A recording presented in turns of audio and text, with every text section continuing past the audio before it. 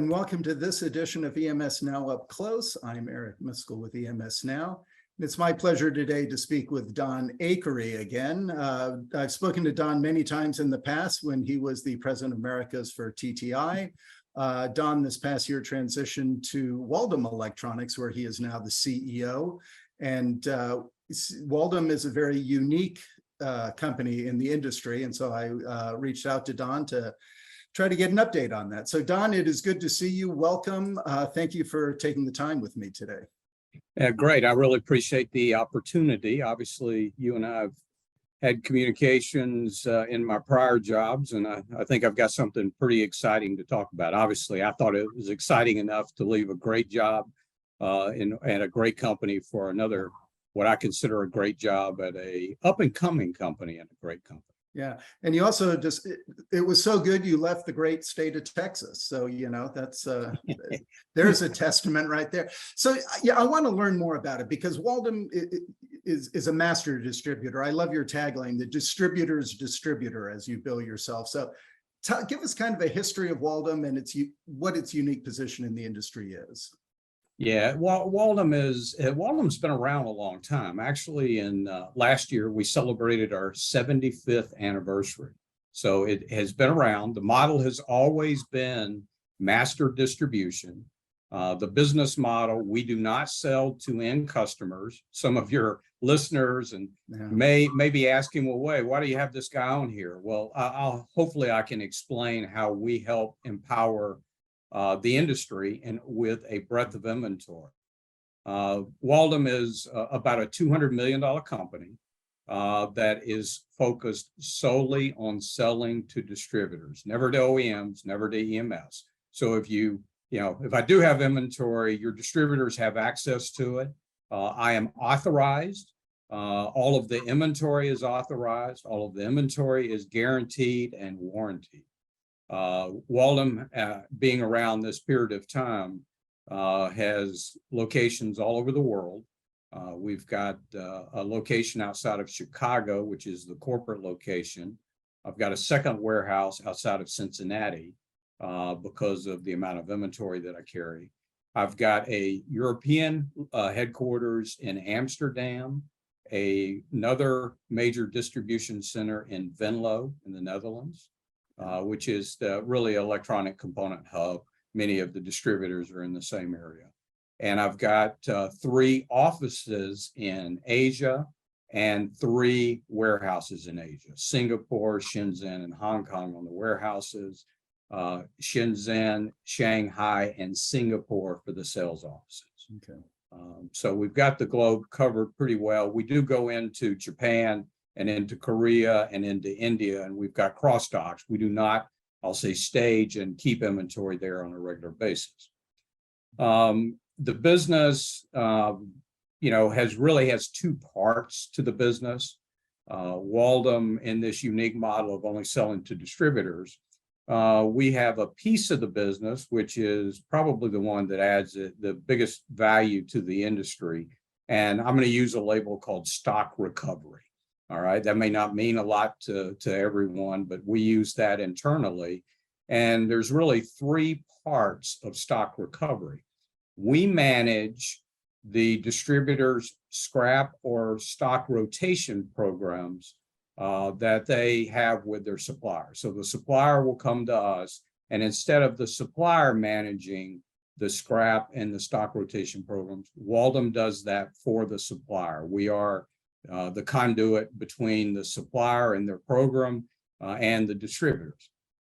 So in the distribution world, our industry is a little bit unique in that the suppliers allow the distributors, in order to keep their inventory fresh, to keep it to where it's not out of date, they give a scrap or a stock rotation, a very small percentage of what the distributor purchases on a quarter, in a half year, or in a year. So it's an ongoing process. Well, if a supplier manages that, there's really 3 ways that is handled today. A supplier may manage it and take that inventory back themselves. Well, with counterfeit, with quality restrictions the way they are today, that is a very laborious process. The supplier has to have the facilities and the processes in place, which is they're much better at manufacturing and getting the product shipped to the distributors. They typically do not have great processes for taking it back. So it's very costly. A lot of that product comes back and it's back on the supplier's shelves, and it really doesn't get the exposure at the distributors like Waldom can deliver. A second way that some of those programs are managed is that the supplier gives a scrap allowance and allows the distributor to keep the inventory on their shelves, even though it's written down. They try to restrict that it's not sold, that they don't just sell it out at very low prices. I can't say it doesn't happen sometime. Yeah. But in that scenario, that inventory is still only made available to that distributor and their customer base, and typically only about 10 to 15% of that sells. A third way is some suppliers allow the distributor to keep the inventory, and they have to have it destroyed by a third party. All right. So obviously, the inventory is not made available, not to plug shortages, or what's excess for one distributor is not excess necessarily for the industry. Obviously, that solution, none of the inventory is sold. That is environmentally the least friendly of the three solutions. What Waldom did about 10 years ago, Waldom said, well, hey, why don't you let us manage it? We actually have written the processes that are outlined that the ECIA, our industry association, has related to the return of product. That is actually the Waldom work instructions. That was written by us in 2012. The ECIA, with Waldom's help, incorporated that as the industry standard for how to handle product when it's returned back from a customer or from a distributor to a supplier. So that work instruction, it's a robust process. When I joined the company, I wanted to see it in action. So I showed up at the warehouse. They put me to work doing that process where every part that comes in is 100% inspected. Anything with a broken pack, anything with a shelf life that could come into play within a 6-month period of receiving it back in, which is very few items, honestly. We are destroyed. They are actually recycled for the materials in those. So only good, warrantable product make it back into the Waldom systems. We capture every date code off of the parts. The parts need to be in the original manufacturer's packaging. They need to have the original manufacturer's label. They only come from authorized distributors in this process. So none of this comes from EMS customers, any customer, none come from unauthorized or brokers. It's only from the supplier's authorized distributors. Okay. So that's the value that we provide there. Now, I threw out some percentages a few minutes ago about, if a distributor keeps it and makes it available to their customer base, over time, some of the demand will come back, but it's typically 10 to 15% that they will sell. Some distributors have tried this. Matter of fact, I worked for one some years ago that I was involved in putting the process in place. And at that time, it was about a 10% sell rate after we held on to the product. I believe the number has gone up with the, I'll say, prevalence of people buying via the internet, but it's still less than 20%.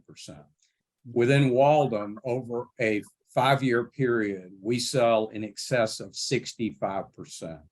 Some products that can be held longer, which many of the interconnect products that we sell do not have an expiration date and have a longer shelf life. Those we actually sell closer to 80% over time. So in that process, what we do, we take the product back in, We take it from the distributors. There is no cost to the distributor. We actually pay for the transportation from the distributors to our warehouses, fully inspect it, put it into our stock when we deem that it is sellable, and make it available to all of the authorized distributors. So it gets visibility much broader. We feed our inventory that we have, since we're authorized. Think of us as an extension of the suppliers. We feed it into their ERP systems to where it is an option. If there's an 18-week lead time on a part, but Waldom has the part on the shelf, I can ship it same day and get it to the distributor anywhere in the world. So it shortens the lead time. It also, again, makes it available to all distributors. All distributors have access to it and use me. My customers are only those distributors. So it's distributors that your listeners, buy from every day. Those are my biggest customers. Yeah. And so in that situation, it's not an alternative part, it's an alternative supplier. Absolutely. It's authorized. It's just like buying it from TE, Molex, or two of my largest lines. So if you buy it from Waldom, you're buying it from an authorized extension of the factory. You get the same, I'll say, protection that you would, the distributor would get the same protection that they would. Now, I will tell you that something that Waldom has put in place some time ago, we actually warranty all the product in order to take any of those concerns away from any end customer or from any distributor. But we've got the data from more than 10 years. But we, Waldom, offer a 2-year warranty on all products shipped that have been taken back in this manner from the date we ship it to the distributor. So it comes with that. We have the data that shows, and I'll share, over the last 2 years, it's been less than $10,000 worth that has come back in warranty claims on every shipment that we've made. It's less than 0.5% of every part. It's well less than 0.5%, let's just say. So the products that are produced by our suppliers and our processes to inspect on the way in, we're 100% comfortable that the product is good. Now that small percentage that are fraction of a percent that came back, most of those were still covered under the supplier's warranty for the products. Okay. So those warranties do pass through in many cases, but we put a 2-year warranty on it just so there's no concern about timing, as the warranty expired from the supplier directly. Okay, let me ask us. Let's focus on who your customers are, and it's, as you say, it's the distributors and the suppliers. It is never the manufacturers. So, to the point for the EMS out there, if they hear this and say, "How can I leverage it?" They really have to leverage it through their authorized distributors to correct. Yeah, I'm a source from their authorized distributors. So if it's an Arrow, an Avnet, a TTI, a Sager, a Highland, you name it, any of those companies that are authorized for the lines that I'm authorized for, they have access to my line card and my inventory. And let me, the inventory itself, I mentioned I was a $200 million company. I am very close to having $400 million worth of inventory at distributor book cost. Okay, so I've got more than 250,000 parts with unique part numbers with available to sell inventory. And obviously I've been in distribution for many, many years, and at TTI TTI is known for a broad and deep inventory. My inventory on the lines that I have in common with TTI is broader than theirs. And part of it is because I've got a lot of parts that distributors would not traditionally inventory. So think of it as long tail parts. So it's something that in the distribution world, distributors make decisions to put inventory on the shelf by the breadth of the customer base. So they look at it, and there's some great companies out there like Mauser, DigiKey, Farnell, Newark, all those names, Allied, that really do a great job of putting a broad inventory of the products that they sell to your listeners. But, I look at it that with a TE, for example, I've got more than 75,000 part numbers from just one supplier with inventory on my shelf that I can ship today if somebody placed an order for what I had. So that value, that it adds to the distributors, distributor gets 100 part numbers. They have 98 of them in stock. 2 of them, there's an 18-week lead time. Well, that doesn't fully solve the customer's problem. Waldom helps the distributors in order to satisfy those other 2 parts in many, many cases. Okay. Now, I pulled the stats off of your website, so correct me if they've been updated. It said from the distributor side, you work with over 2,500 distributors worldwide, that you hold, as you just indicated, over 250,000 parts, and that's from over 40 manufacturers. Yeah, and the manufacturers are at varying stages. So we've got engagements, some engagements like a TE, like a Molex, like a Amphenol, some of the business units, Yageo or Kemet. Yageo owns Kemet now. And there's Eaton, Cooper Busman. There's some lines that we have full global engagements where we manage their stock rotation or scrap programs. We also have another side of our business to where we do master distribution in the true sense of the word, the way the business had started 75 years ago. And in that, it's a unique value prop in that since we're already selling to all of the distributors, we go in and there are certain parts that Waldom can add value to the equation. And I'll use an example with Molex, one of our largest lines. Molex had a product set some years ago that they were debating whether they should continue to manufacture and keep those parts in production. They were not widely used. They were mainly sold through the distribution channel, but they were bought on an as-needed basis. So they would have to tool up their equipment in order to produce those. And really, it was not an efficient way to run a manufacturing plant. So they came to Waldom and we placed orders for a year's worth of product. Now, again, this was a product set that was actually on the downward slide at the time. It was every year the sales was going down a little, but the parts were still what I consider from where I come from, widely used. From a Molex standpoint, it was not used in hundreds, by hundreds of different customers. So we put those parts on the shelf.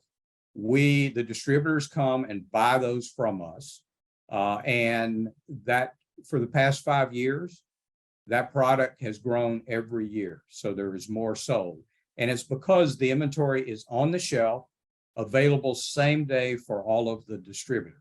So that's a pretty unique, we call that a long tail, or we give the suppliers manufacturing efficiency. So you can see the benefit from the supplier, but from a distributor side, if a distributor got a call for those parts before we did this, they typically had to wait a lead time and had to buy an MOQ that may be higher than what they needed in order to support their end customer demand. Now, with those parts being on the shelf real time, it's better service to the distributor and better service to the end customer.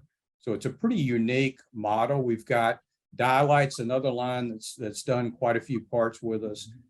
TE does a small number of parts, but they're looking to do more with us. And we've got a lot of other suppliers, I'll say with the change in the economy and the industry, are talking to us about, hey, could you do that for some of our parts?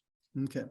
And that makes sense, because one of the services I noted that you offer both the distributors and suppliers is what you just referenced, the MOQ reduction, right? Because that it allows them, instead of having to sell full reels, they can do it in smaller quantities. Speak to that. Yeah. If you look at it, and that comes in different sizes and flavors, I'll say.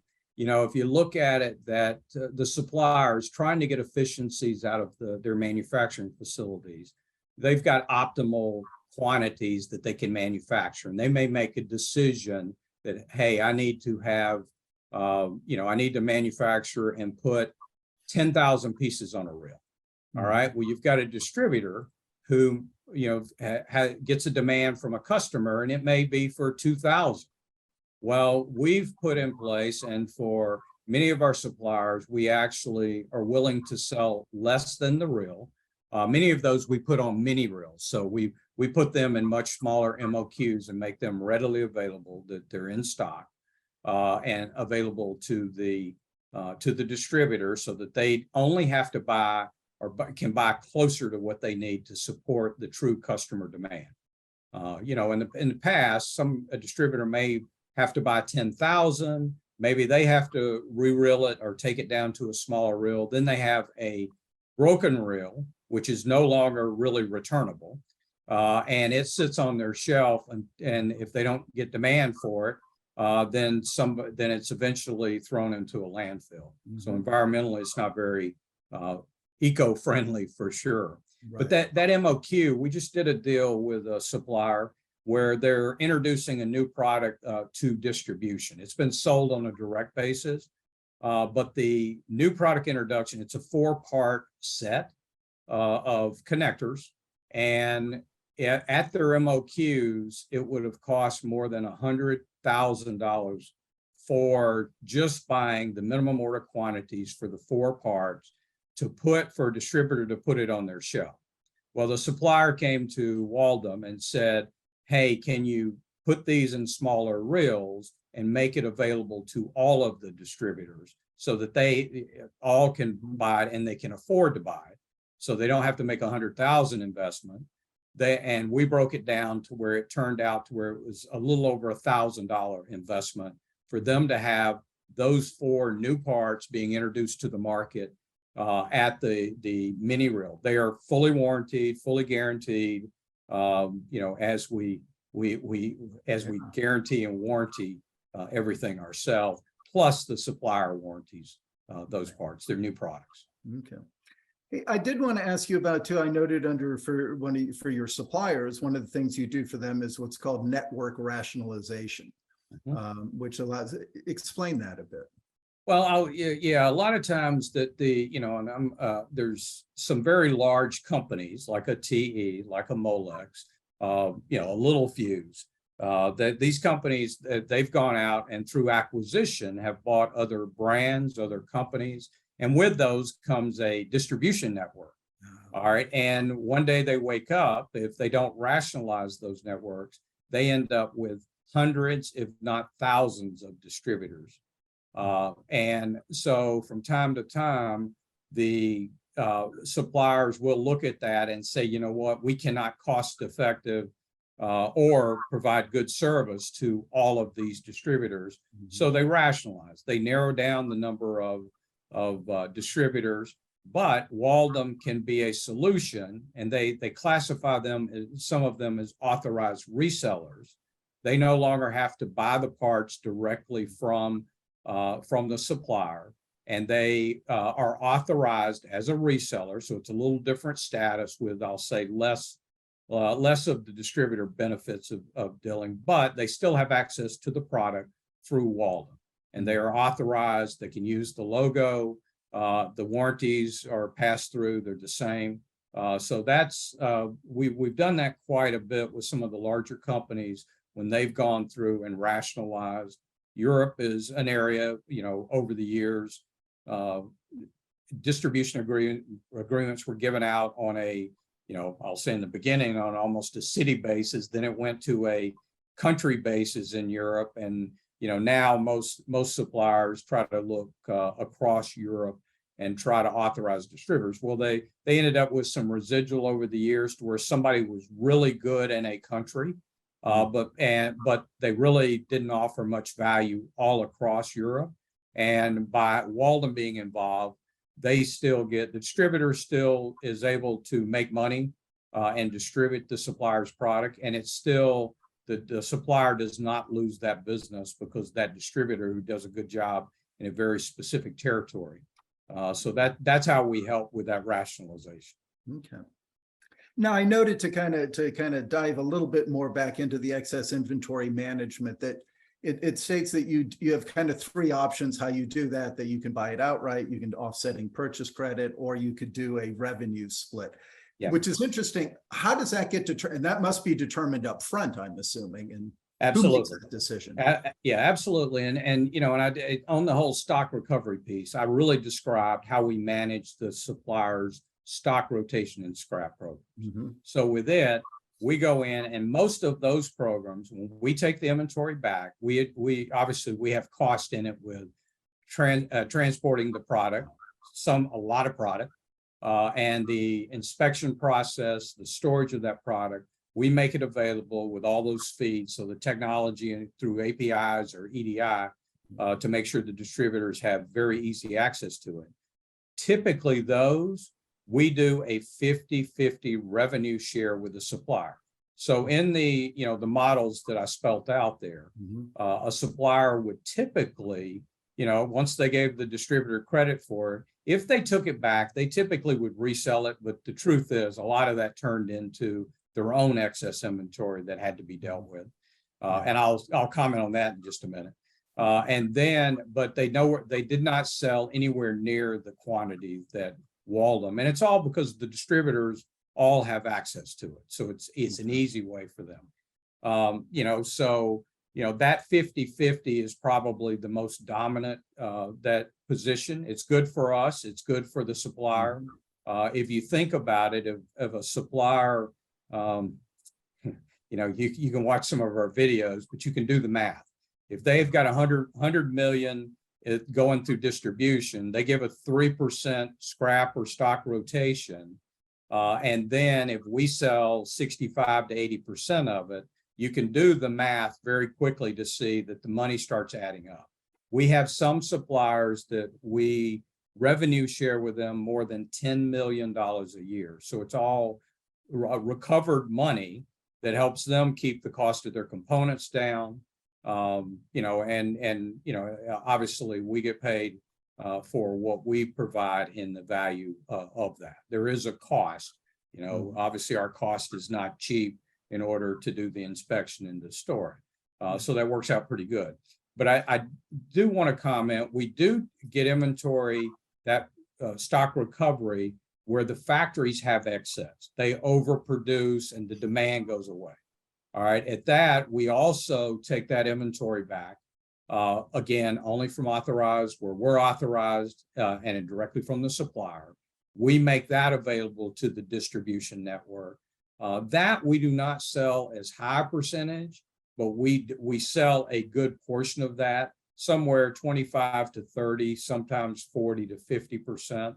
That inventory is sometimes it's not at all used through the distribution channel. So it's available. Suppliers will, they do know we've got the inventory. So occasionally they'll come back in and buy the inventory back from us in order to support a direct customer. There's a third piece of that stock recovery to where the distributor, in addition to that, scrap allowance, that percentage is small. They could end up with excess inventory. We make the deal available as long as the distributor is authorized and we're authorized. We will take that inventory back from them. Now, the 50-50 split is one option. We also do what we call a 3-for-1. So if a distributor comes in, they've got excess inventory, we're willing, in order to say, okay, we'll give you 100% value for your excess, and you give us orders 3 times that value. So basically they're rotating excess inventory, and don't think of it as old or bad inventory. It's just excess for one distributor, and it is definitely not excess for the industry. But then they give us orders for products that they need. Yeah. All right, so that works out, and some distributors really take advantage of that to keep their inventory very fresh. Yeah. And using.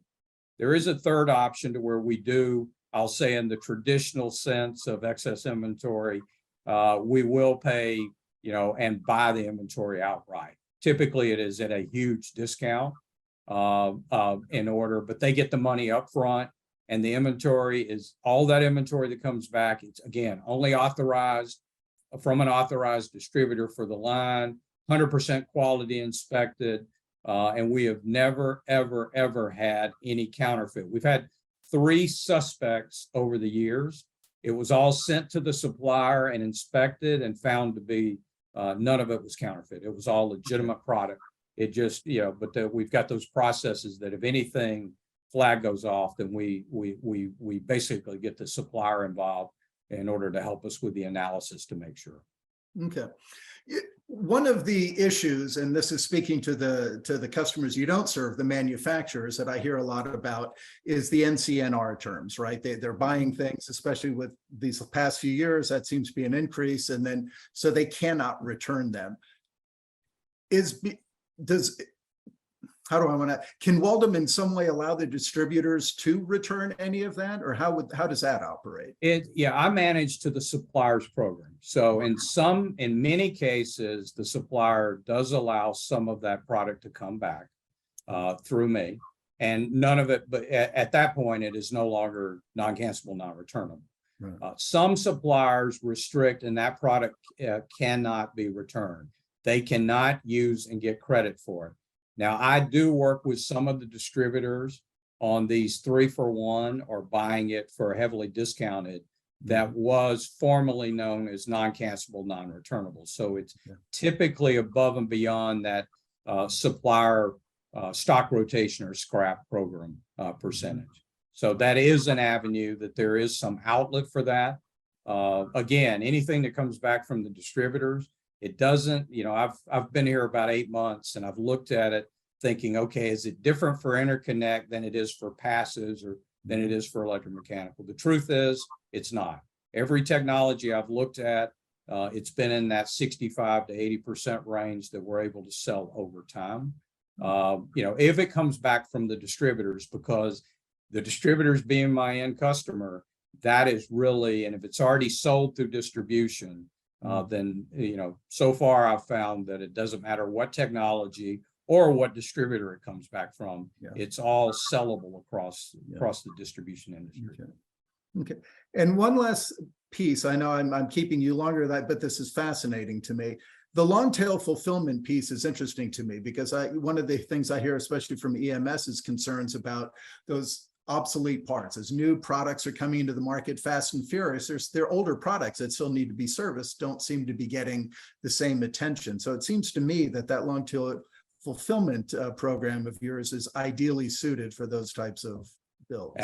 Absolutely. The way I gave you the 3 scenarios of how suppliers deal with that excess inventory in today's world if they're not dealing with Waldom. And a lot of it gets destroyed, or it gets pigeonholed at the distributor who it was excess for in the beginning, and it's not readily available. So we extend the life, that long tail program. If you look at it, some of that product comes back. We hold the product. It's all obviously stored in the right environment, like all of the distributors. We're no different than a distributor, and our warehouses are all set up the same. So that inventory and the shelf life of that inventory, as long as it's stored properly and not taken out of the original packaging, we're able to extend it and make it available. So think about the last 2.5, 3 years. Our inventory has, been like gold for some parts that distributors had gotten rid of it as excess, but yet Waldom had it on the shelf, and we were able to keep the manufacturing lines going on hundreds of end customers through the distributors who buy from us. So it's really a beautiful model. The MOQ piece of it in the distribution world, part of it is there's a lot of parts that it's a combination MOQ and I'm going to say long tail. Distributors all rank parts, A and B parts are high moving parts that are sold to a lot of end customers. So they've got rankings, and those they have no issues with inventorying that product. Once you get further down and you start looking at it to where a part, they're only selling it to 1 or 2 customers, that becomes a high risk part for a distributor to either buy a full MOQ and have extra left, or to speculatively buy and have it on their shelves.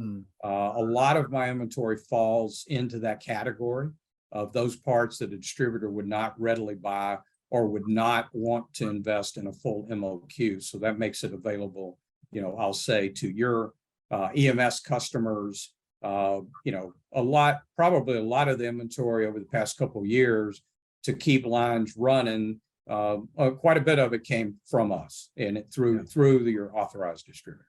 Okay, good.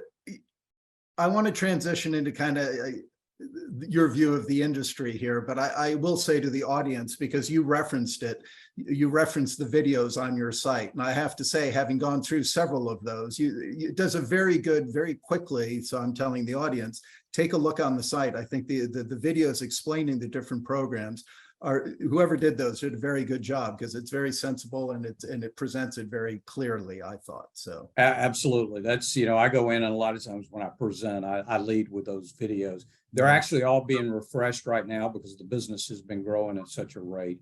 You'll see new ones launched on almost a weekly basis, to where we're just updating and refreshing those.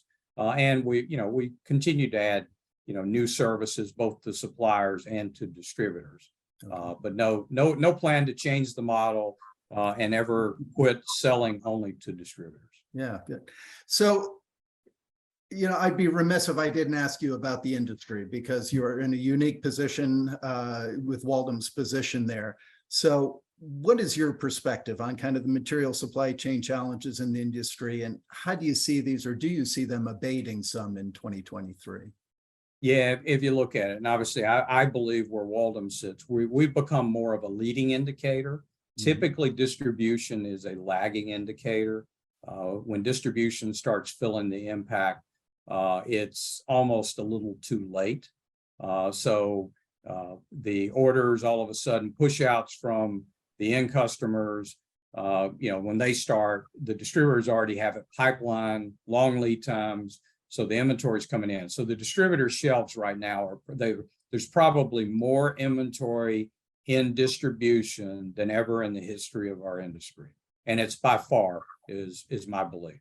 All right. In Waldom, we started first quarter of last year was the peak for our business. Although Q2 and Q3 year-over-year comparisons were still well ahead of the prior year. And the prior year was a record year for this business. But Q4, we went negative year over year, which is a sign. I look at it and I ran, as you mentioned, TTI in the Americas. Algorithms are set up in their ERP systems. And then with what we went through with the supply chain issues, the distributors, in order to protect the end customers, they actually start adjusting supplier lead times based on what they're actually experiencing with the supplier. The supplier may be quoting 25 weeks and delivering in 38 weeks. The distributors are sophisticated enough, they use that information, so they make those adjustments, even without the supplier adjusting their lead time. Well, the distributors started doing that later in the year last year. They did that, I'll say 2 years prior. They started taking those adjustments out in Q3 and in Q4. The safety stock, the padded lead times, everybody had to add padded freight delivery times, because you couldn't depend on the ports clearing it. All of those seem to have been, I'm not going to say they've all been taken out, but they're back to where it's down to more rational. The suppliers have started to adjust their lead times. My personal experience, because I still buy about 40 or 50 million directly from the suppliers as a master distributor, they're delivering better than their quoted lead times to me on most of the products. Now, there's still some that are hard. There are pockets of technologies that are still difficult, but the Waldom model, we are in interconnect, passive, and electromechanical, really. A little bit of power you'll see us in, you'll actually see us expand that. But within those categories, passives have come back into where there's plenty of product, lead times are not a product.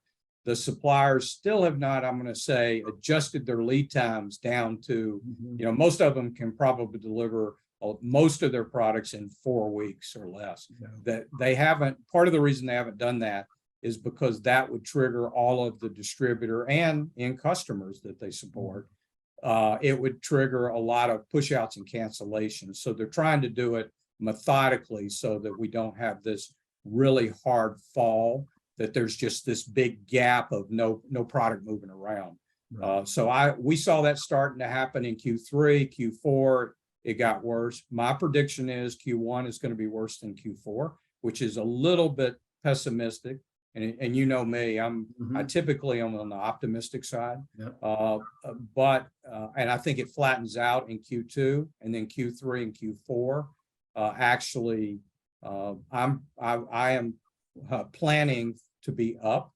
I'm planning to be up single digits in my organically, but I'm also adding new lines. So I'll get some lift above and beyond the organic growth. It'll be low single digits of organic growth. And then I may get close to 10% just because of the number of lines. I've signed about eight new lines that we'll be providing these services for. Some we've announced. Samtech is the latest one that we announced, and we've got a few more that you'll hear from us in Q1 that are some pretty big names in the industry. Okay.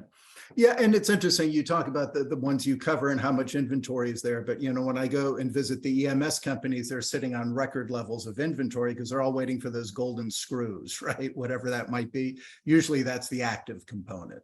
And as soon as they can get those, they're flushing it out, right? So, yeah. Well, there's still, make sure that if your listeners are out there, tell them to ask their distributors if that golden screw they're looking for is something that's on the Waldom, line card, and, at least have them go look, because we do have this breadth of inventory, and I've got here in the Americas, I've got two very large warehouses with thousands and thousands and thousands of part numbers that are not typically on the distributor shelf. Okay, good. The last thing I want to ask you about is one of the issues is just how you perceive it on that. The whole issue of kind of over ordering and what a lot of EMS consider kind of inflated backlogs at this time, right? And do the systems kind of, can you kind of rationalize that in some way? You can tell that this is an over order, that the demand really isn't that great. Yeah, and the distributors have actually gotten pretty good at it. So I'll say where I sit at Waldom, I cannot see that because I do not know who the end customer is in most cases, unless I guess or the distributor tells me. But the distributors have become much more sophisticated there. I think all of the systems in our industry, be it the Waldom system, the distributor systems, the customers systems, and the supplier systems, they're so much more interconnected. I personally do not believe that there is as much opportunity to double, triple, and quadruple order. Yes, it was done, and yes, we all padded everything, which is causing a surplus of inventory. But to me, it could have been much worse if it was done like I had seen it done historically. But because of the systems, I think it made it better. The distributors do have algorithms built in their systems. They can. It does flag when they see what they think is over ordering, duplicate ordering. In the EMS world, if there's 3 different EMS providers building the same product, the distributors can tell that, and they can see, they know that 10,000 units are being built and there's 40,000 pieces, or 40,000, enough to build 40,000. Yeah. The distributors, will have the conversation to try to determine with the supplier and with the EMS provider to make sure that because what we don't want to do is to have the factories working on building 40,000 when there's only 10, when they've got other parts they can't, that they can't supply. We want them to manufacture with the parts that are needed. Perfect. Exactly. Thank you. Don, I am glad for this interview. This has been fascinating. You've always been a kind of a rational, good voice in the industry. You've always been very optimistic about the industry, as you indicated before. So I appreciate the time. I find the Waldom model fascinating, and I think didn't know much about it.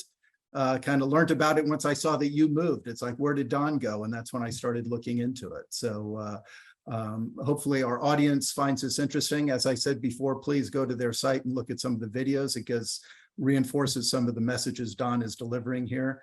And reach out to them if they can be of service to you.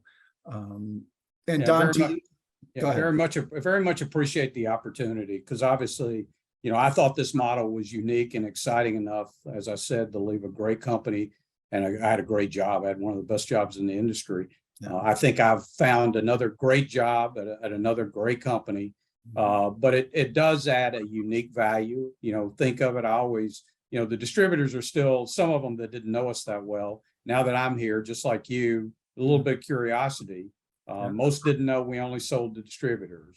Most didn't understand about that we warranty the products ourselves. We only sell to distributors. We do not lowball and bomb prices. We've got contracts of where our price levels are at, of what the distributors can buy at. The prices are very competitive for them, very similar to buying on a direct basis from the supplier. So, I really appreciate the opportunity. And if anybody, they can reach out to me on LinkedIn. I'm out there, and by all means, get in touch with me. I like talking about it because I do believe in the model, and I think it adds big value to our industry.